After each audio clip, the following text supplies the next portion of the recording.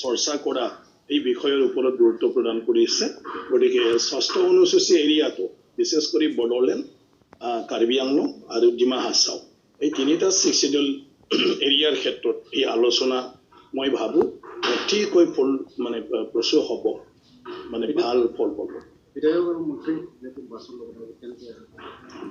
বাছত উঠি আহিব কেনেকুৱা নহয় তাৰমানে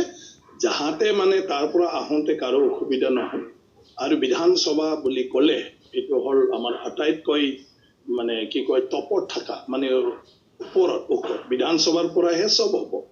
গতিকে সেইকাৰণে তাত চবে সময়ত আহি পাব লাগিব ভালদৰে আহি পাব লাগিব ভাল পৰিৱেশত আলোচনা হ'ব লাগিব গতিকে বিভিন্ন কাৰণত যাহাতে ক'বাত ৰাস্তাত জামত ক'বাত থাকি যাব লগা নহয় একেলগে যাহাতে আহি পায় তাৰ কাৰণে বাছৰ ব্যৱস্থাটো কৰা হৈছে চবে গুৱাহাটীৰ পৰাই আহি যাব কিন্তু কোকৰাঝাৰ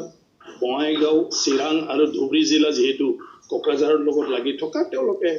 নিজে নিজে ইয়ালৈকে আহিব পাৰিব কিন্তু তেখেতসকলে হয়তো যদি গুৱাহাটীত আছে গুৱাহাটীত একেলগে বাছতে আহিব সেইটো একো নাই সুবিধাজনকভাৱে আৰু প্ৰশাসনে যাহাতে তেওঁলোকক সবকে ইয়াতে পहुঁচাই দিয়াৰ ক্ষেত্ৰত বেছিকৈ আৰু মানে চাব নালাগে কাৰণ ৰাস্তাই পদূলি ক'বাত জাম জঁটৰ হ'লে সব জিলাই তাৰ কাৰণে ব্যস্ত হ'ব লাগিব কাৰণ বিধানসভাত সবে সময়ত আহি পাব লাগিব সেইকাৰণে যাহাতে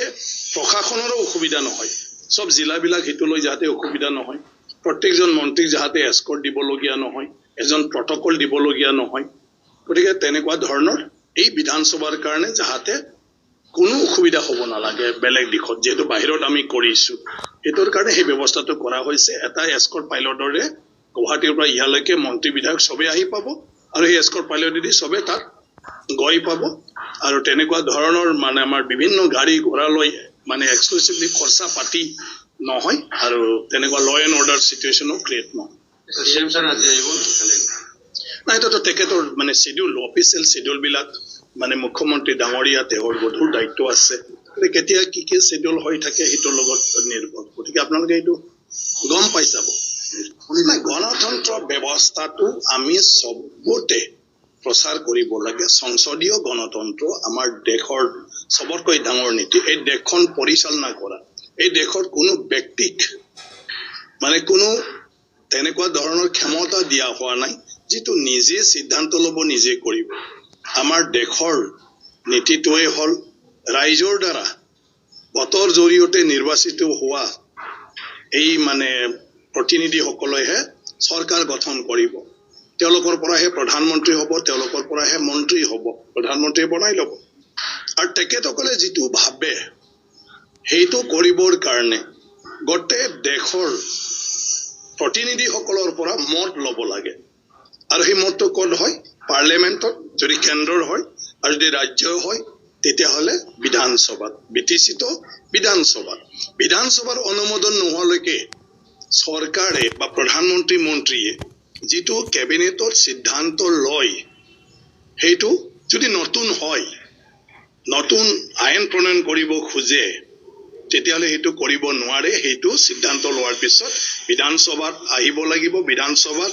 সব ৰাইজৰ প্ৰতিনিধিয়ে তেওঁলোকৰ মতটো দিব লাগিব ইয়াৰ পিছত মেজৰিটিয়ে যেটো ক'ব সেইটো লৈহে চৰকাৰে কাম কৰিব পাৰিব গতিকে সেইটোৰ কাৰণে বিধানসভা আৰু সংসদৰ গুৰুত্বটো গতিকে সেই বিষয়টো ৰাইজেও জানিব লাগিব যে বিধানসভাই কি কৰি আছে আৰু সেইটোৰ কাৰণে বৰ্তমানত আমি সেই ব্যৱস্থাটো লৈ আছো মুখ্যমন্ত্ৰী ডাঙৰীয়াই বহুত কনসাৰ্ন সেইটোৰ কাৰণে যে আজি বিধানসভা গুৱাহাটীত হৈ থাকিলে মানুহে ইমান নাজানে তাত কি হৈছে কি হৈ থকা নাই কিন্তু কোকৰাঝাৰত বিধানসভা হোৱাৰ লগে লগে সবৰে এটা মানে জানিবলৈ ইচ্ছা যে এই বিধানসভাত কি বিষয়ত আলোচনা হ'ব কি কথা তাত মানে চৰ্চা হ'ব আৰু চৰকাৰে বা বিধানসভাই তাত কি সিদ্ধান্ত ল'ব সবে এইটোৰ কাৰণে কনসাৰ্ন হ'ব আৰু আজিকালিৰ দিনটোত সবে জানিব লাগে ৰাইজৰ মতটো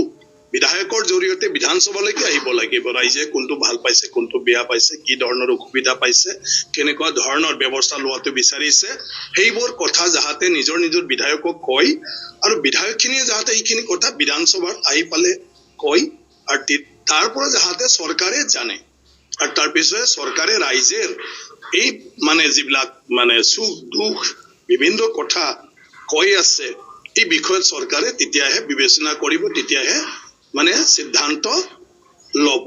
গতিকে সেইটোৰ কাৰণে আজি মানে কোকৰাঝাৰত যেটো বিধানসভা বহিব, সেইটো ৰাইজৰ সজাগতা এটা আনাৰ কাৰণে যে বিধানসভাৰ গুৰুত্ব কিমান আৰু বিধানসভালৈ ৰাইজৰ চিন্তা কেনেকৈ যাব পাৰে। তো বিধানসভালৈ ৰাইজৰ চিন্তা নিজৰ নিজৰ প্ৰতিনিধিৰ জৰিয়তে যাব পাৰে। আজি কিবা এটা বিধেয়ক আনিব বিচাৰিছে, আগতীয়াকৈ গম পায়। তো ৰাইজে ইয়াৰ ওপৰত এই বিধায়কটোনো কি চাই ল'ব পাৰে, বিধায়কৰ লগত কথা পাতিব পাৰে, আৰু কবাত যদি কিবা কবলগীয়া থাকে বিধায়কক কব পাৰে আপুনি বিধানসভাত এই বিষয়টো উত্থাপন কৰিব, এই সংশোধনটো আনিব, এইখিনি কথাটোও এই বিধেয়কখনত মানে চৰকাৰক মানে সংলগ্ন কৰিবলৈ কব। তেনেকুৱা ধৰণৰ বিধায়কক তেওঁলোকে কব পাৰে, আৰু সেই হিচাপে বিধায়কে এটা বিধেয়কৰ যেতিয়া আলোচনা হ'ব তাত তেওঁ উত্থাপন কৰিব ৰাইজৰ কথা, যে ৰাইজে এনেকুৱা ভাবিছে, এনেকুৱাই বিচাৰিছে, সংশোধন আনিব পাৰে তেওঁ। না প্ৰস্তুতি ৰেডি, অকল অহাকালি সময়টো ৰৈ আছে 12টা বাজি। গতিকে অহাকালি মানে 12 বজাত হ'ব। অহাকালি 12 বজা হোৱাৰ লগে লগে সেশন চলি যাব। সেশনৰ কাৰণে যি মানে লাগে আমাৰ, এইটো গোটেই সম্পূৰ্ণ আমাৰ বডোলেণ্ড টেৰিটৰিয়েল কাউন্সিলৰ যিটো বিধানসভা কক্ষ আছে, এইটো অলৰেডি ৰেডিমেড ফৰ্মত আছে। গতিকে মাত্ৰ ৰৈ আছে, আৰু ইয়াৰ সকলোৱে ৰৈ আছে, কোকৰাঝাৰবাসী আৰু আমাৰ BTCৰ চিফ ডাঙৰীয়া, স্পিকাৰ ডাঙৰীয়া, প্ৰিন্সিপাল ছেক্ৰেটাৰী ডাঙৰীয়া সবে লাগি আছে ইয়াতে। গতিকে গোটেইটো ৰেডি। না এজেণ্ডাটো আমাৰ সেইটো হ'ল ট্ৰেডিশ্যনেল, যে প্ৰথম বাজেট সেশনটোত আমাৰ গভৰ্ণৰ ডাঙৰীয়াৰ ভাষণ দিয়ে। তো এইটো হ'ব কালি, যিহেতু বাজেট সেশনৰ প্ৰথম দিন, আৰু ইয়াৰ পিছত আমি কোকৰাঝাৰ যিহেতু হৈছে মানে তাত আমি অধ্যক্ষৰ মানে উদ্যোগত, স্পিকাৰ্ছ ইনিচিয়েটিভত আমি এটা বিষয় লৈ আলোচনা কৰো, যিটো বিধানসভাত মানে বিভিন্ন প্ৰশ্নকালীন বা অন্যান্য শিতানত সম্ভৱ নহয় সব বিষয়টো কথা পাতা,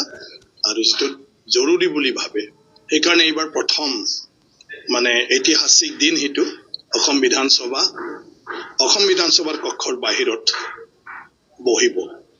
গতিকে ক'ত বহিব, এইটো হ'ল 6 শিডিউল এৰিয়াত, বডোলেণ্ড টেৰিটৰিয়েল কাউন্সিলত, বডোলেণ্ড টেৰিটৰিয়েল কাউন্সিলৰে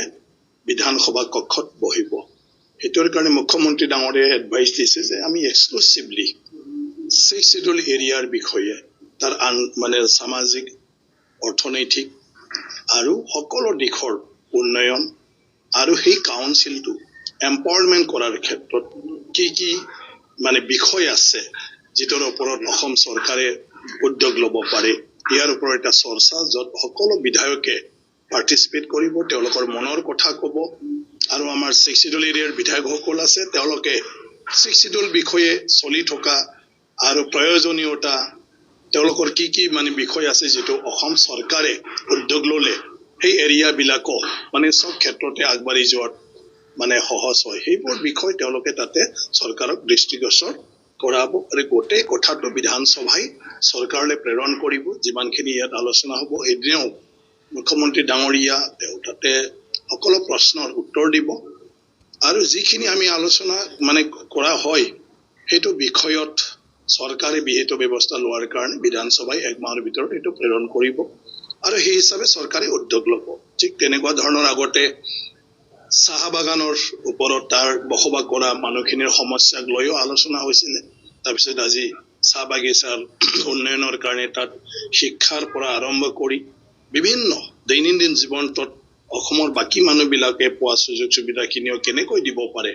তাক লৈ চৰকাৰে উদ্যোগ লৈ আজি ধুনীয়াকৈ চাহ বাগিচাৰ